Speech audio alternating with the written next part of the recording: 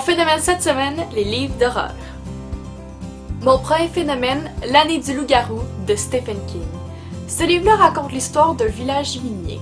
Bon, il est normal à tout d'abord, mais en fait, on se rend compte qu'il y a une menace qui rôde autour. Il y a un loup-garou parmi eux. Pourquoi je l'aime autant? En fait, il y a deux raisons principales. Premièrement, c'est un livre qui est assez court. On peut le lire assez rapidement, comme on peut voir.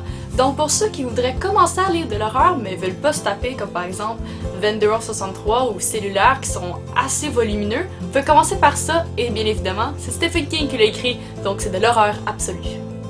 Ma deuxième raison, c'est parce qu'il est illustré. En effet, c'est assez rare d'avoir un livre de Stephen King qui a des images dedans, et seuls les dessins dans ce livre-là sont absolument magnifiques.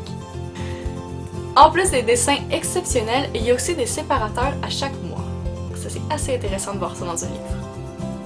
Mon deuxième phénomène, c'est Peter Pan des Contes interdits. Ce livre-là raconte l'histoire de Peter Non, excusez-moi, non. Ce livre-là est beaucoup plus horreur que ça.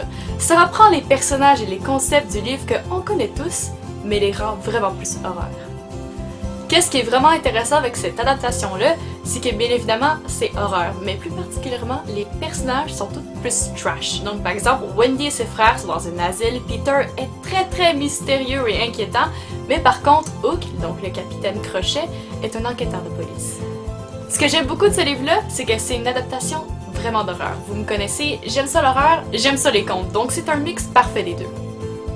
Qu'est-ce qui est aussi intéressant avec cette série-là des Contes interdits, c'est qu'il n'y a pas juste Peter Pan, il y a aussi Hansel et Gretel, Les Trois petits cochons et Blanche-Neige, et il y en a aussi d'autres à apparaître.